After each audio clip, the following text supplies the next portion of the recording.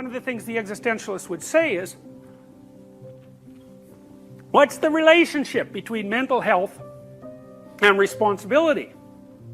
And that's a good question, because it also has to do with something like the definition of mental health and responsibility. It's like, if you want your life to be well constituted, let's say, whatever that means, and it doesn't mean being happy. See, the reason it can't mean being happy is there's going to be times in your life where you're going to be called on to act when you're not happy. So for example, when one of your parents dies, you're going to make a choice. You're not going to be happy. That will not be, well, hopefully you won't be. Otherwise you're tangled in some sort of Freudian nightmare, but let's assume that that's not the case. You're not going to be happy about it. You're going to be hurt, and maybe even partly broken. So what the hell are you supposed to do then? Well, the answer is, you should be more use than trouble under such circumstances. That's a good thing to strive for, you know, because your mother's going to be, if it's your father, your mother's going to be equally distraught, and so are your siblings, and everyone else you care for. Maybe by that time you should be tough enough so that in that situation, you're good for something. Someone has to make the damn funeral arrangements. Someone has to settle out the will. Someone has to make sure the family doesn't degenerate into horrific squabbling, which is something that often happens after the death of a parent. And you're not going to be motivated to do that by happiness. And what if you have a sick child when you're a parent? Maybe it's a chronic illness. You are not going to be happy about that. You know, it'll be a weight that you carry with you all the time. And it's one of those things that seems particularly unjust. It's like, okay, well, you're no longer happy. Well, if being happy is the purpose of life, well, then you're basically, that's pretty much it for you, isn't it? And you know, these catastrophes that I'm speaking of, you can be certain that you're going to be exposed to many of those during your life. You know, it'll be a rare period. I think it's a rare period in anyone's life where one or more of such things isn't going on chronically. If it's not you with some terrible health problem or some other terrible problem, then it's a parent or a sibling or a child, or because you know, you're connected to other people and they're vulnerable too. So that's the lot of human beings. And so if it's happiness, and this is what Solzhenitsyn said about happiness too, he said, happiness is a philosophy whose brought to ruin by the first blow of a guard's truncheon. It's like, yeah, that's about as bluntly as you can put it. Dostoevsky's critique basically said, you can't solve the problem of suffering by formalizing a utopia and joining it like a mass animal. You can't do that because you're not that kind of creature. Even if it was possible, you wouldn't accept it. You'd cause trouble because you're interested in trouble. You're probably more interested in trouble than you are in being happy. Kierkegaard says something similar, but in a more what would you say? In a manner that's more constructive in some sense with regards to what you should do with all that insane energy that you're not going to be able to encapsulate inside a utopia. And it has to do with individual responsibility.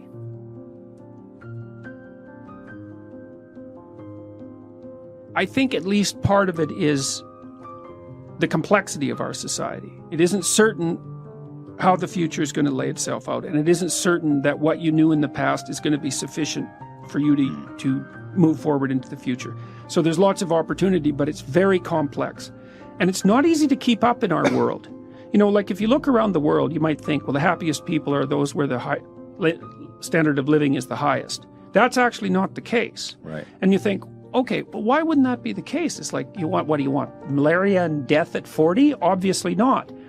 But then you think, okay, what's the price you pay for a high standard of living? Well, that's easy. You virtually always sacrifice the present for the future. You're always working. I mean, you guys, you're fairly influential and you've got this good thing going, but like, it could crash at a moment's notice. You better keep your eye on it. And every day you're thinking, okay, this has to be done, and this has to be done, and this has to be done. And it pays off. I mean, you have a nice studio and I would presume a reasonably comfortable life, but it's not like you're not running on a treadmill to keep that going. And so that's security and it's health, but it isn't necessarily happiness, and it's certainly not necessarily freedom from anxiety. Sure. And I would say most people in the modern world, weirdly enough, have far too much to do. you know, 2 career families and a couple of kids. It's like, man, you're done. That's 60 hours a week of flat out work. Yeah. So, and that can be too much. And then I also think, because our society is philosophically unstable, and that's sort of reflected in this polarization, is that people are doubtful about whether their lives have any meaning, for example. You know, well, why bother? What's the use of it? Who cares? It's like, what difference is it going to make in a million years, you know? And life is hard, and if you just have a nihilistic viewpoint, then it's easy to be swamped by doubts and existential angst and all of that. And like, I think that's a mistake, because I think that your life can be very meaningful. It's proportionate to the responsibility that you take on. And you can learn that by watching when you're engaged in the world, you know, and what works to sort of protect you from feelings of isolation and doom.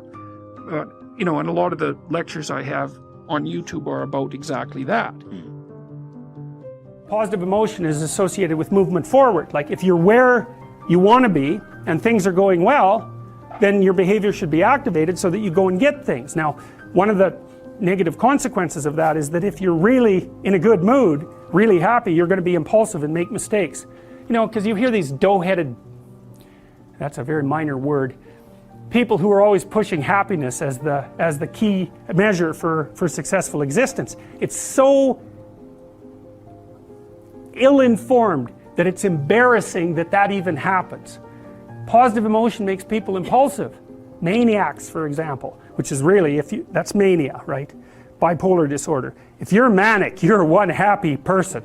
Way too happy. Everything is great. Nothing but wonderful things that are beyond your imagination are going to happen to you, and they're going to happen fast. And so you're down to the mall to buy everything you can possibly get your hands on, because you have 100 uses for everything. And then a week later, you know, you crash into your depressive episode and you realize that you're $150,000 in debt and you've alienated everyone that you know. It's like, that's untrammeled positive emotion. So how about no?